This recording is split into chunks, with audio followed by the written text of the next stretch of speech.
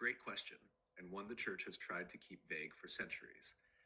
But if we step outside the official dogma and into Gnostic, esoteric, and alternative historical sources, we start to get a very different picture of Mary Magdalene's life after the crucifixion. Official church version, short plus sanitized. The traditional Catholic view is she witnessed Jesus' death and was the first to see him resurrected, John 20. Then she basically disappears from Scripture. The church labeled her a repentant prostitute for over 1,400 years, a claim Pope Gregory the Great invented in 591 AD, and the Vatican didn't formally retract until 2016. So mainstream Christianity just kind of drops her. Gnostic and esoteric versions, the juicy stuff. 1. She became the keeper of the teachings according to the Gnostic Gospels, like the Gospel of Mary, Pistis Sophia, and Gospel of Philip. Mary Magdalene was not a sinner, but a spiritual adept, possibly the closest disciple of Jesus.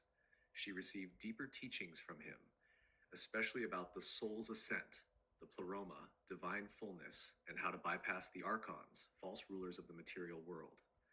The male disciples were jealous of her insight and spiritual closeness to Yeshua, especially Peter, so she didn't fade away. She became a carrier of the true Gnostic teachings.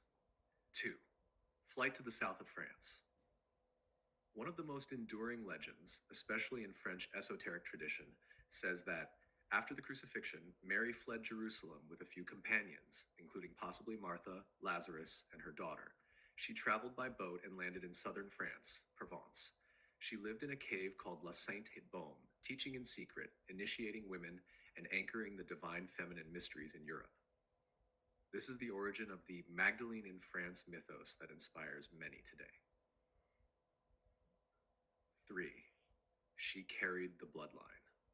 Another theory, popular in Grail lore and alternative history circles like Holy Blood, Holy Grail, and the Da Vinci Code, Mary and Jesus were sacred partners, not just symbolic bride of Christ nonsense. She was either pregnant at the time of the crucifixion or gave birth to a child shortly after.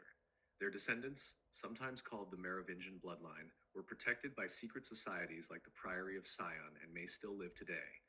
This idea reframes the Holy Grail as not a cup, but a womb, the Sangreal, royal blood.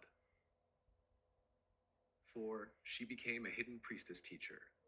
Some spiritual traditions say she continued Jesus' inner mystery school, especially the Path of the Rose, a sacred path of love, embodiment, and divine union, trained other priestesses and initiated soul remembrance practices to help people reclaim their divine spark, essentially what we call the Magdalene frequency today.